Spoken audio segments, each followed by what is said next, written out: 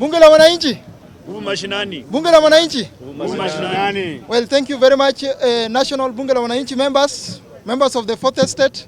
Today, as we go on recess at the National Bunge la Mwananchi, I'm very much delighted for the position which you gave me, and we have used it immensely to pinpoint on areas which the government hasn't done much. In a somewhat special departure from convention, as people of this country, we need to visualize on which kind of a country we need to have. We should take this country as the only cow which we have, and which we depend on milk from it. We should also take it as a young child who is practicing to scroll and encouraging the child to scroll and start walking on himself or by herself. Fellow countrymen, Bunge la Mwananchi is an organic social movement formed during the second liberation, which started in late 1970s, leading to a success in 1991, culminating into the abrogation of Section 2A. Kenyans used not to exercise their democratic right during those times. I want to take this opportunity to thank those who struggle and for us to have the current democratic space which we enjoy up to date. Fellow countrymen, how will this democratic space help us? And how will we use it to ensure that government policies and the people are well intertwined and the people are well informed on government policies? The socio-economic and political programs, the Big Four agenda, are very much well endowed, very much respected policies. But going by the utterances which we have been having in our national Bunge la Mwananchi and also other political forums by political elites, it is evident that the communication from the government to the people has not been achieved. And for that matter, going into 2025, we humbly request the President of the Republic of Kenya to ensure that Bunge la Mwananchi as a national social movement is well incorporated, such that our members can also attend those conferences, those workshops and those meetings, so that they are well informed. By the time they are coming here, they are able to air their views and they are able to explain to the people what is required. As Bunge la Mwananchi, that has not been witnessed, and that is why you find most of our members are not informed. When we read those things there, some understand, though some are not understanding, based on the socio-economic also challenges which we are facing here on the ground.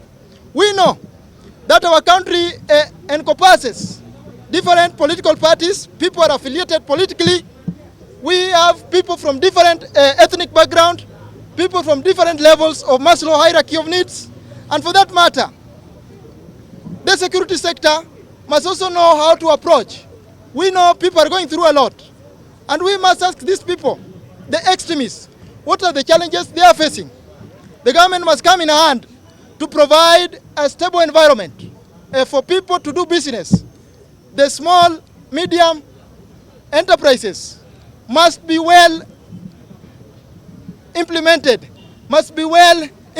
come 2025, to enable the youths who have graduated to also have a space of doing business. The cost of doing business is very high, and for that matter, people cannot create their own employment because all of us cannot be employed. And the government must come in hand to ensure that we create a stable environment for people to do business and for government to also get tax. And for that matter, coming next year, we know the parliament as an arm of the government is working on this issue of finance bill. May it be friendly, may they come here on ground and ensure that the people of Kenya are well informed, public participation and civic education is well conducted, so that whatever we witness mid this year should not happen again. No Kenyans should lose life in this 21st century. That is archaic and outdated.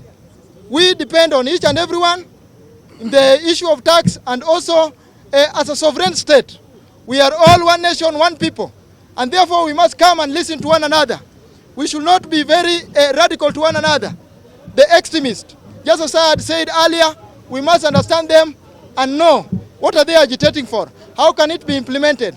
And for that matter, going forward, as Bunge we resume our sittings come next month on 3rd, we will be talking much on the socio-economic progression of this country, bearing in mind that we only have 5 years to the implementation of Vision 2030, or rather, achieving Vision 2030. That will not be achieved if the policies are not implemented.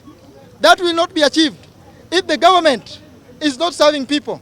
That will not be achieved if people are radicalized. That will not be achieved in an unsafe environment. And for that matter, we must come hand in hand to ensure that the issue of proper sensitization is done, proper engagement is done, so that each and everyone is incorporated. Going forward, the issue of vaccination. It is well known that our cattle, the cows and the sheep have been facing the PPR, the pedis, repugnant, and the mouth foot disease. We know that our cattle have been going through that during the time of immemorial and even up to now. It is a good initiative, but it needs a proper explanation from those in the government to the people of Kenya so that the people can understand. We know that if we are in a global world, and that was witnessed during the COVID-19, whereby this disease crisscrossed each and every state. So maybe this disease can also come and affect our cattle, and farmers can go at a loss. The government need to come in hand to ensure that it explains to the farmers who are not getting, rather than forcing on their throat. It doesn't need a lot. You only come to such public forums, which we conduct on daily basis, on weekdays. We are here in our national Bunge la Mwananchi headquarters. We are in different parts of this country. Bunge la Mwananchi is very much active in 26 counties. We are looking forward to ensure that we open our branches in the entire nation, and that will only happen in spearheading the socio-economic and political agenda of this country. I take this opportunity, Mr. President, to request to you that we be incorporated in ensuring that those policies are well explained on ground. Going forward, our members are also going for elective positions. I want to urge our members to be active come next year, going for a member of county assemblies, going for member of parliament, going for senatorial seats, and also we are also targeting this post of deputy governor, because when the government misbehave as an oversight, organic social movement, we can also spearhead his impeachment.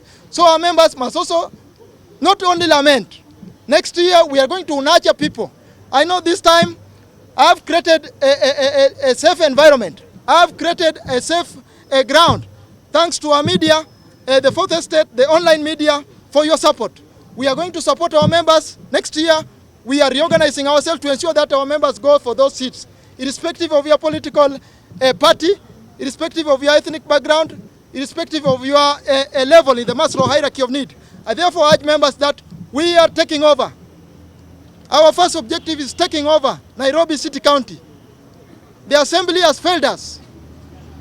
That is not the way that a national, a super county should work. You find that they are not in attendance of their sessions. Very few. We have 85 members of county assemblies, but you find only 17 attend there. We are going for those seats, and I want to urge our members, reorganize yourselves. Those who are going for the 17 National Assembly seats, reorganize yourself. We will go on ground. We know we have the political muscle. In spite that we might not be having financial muscle, we are going with the political muscle which we enjoy.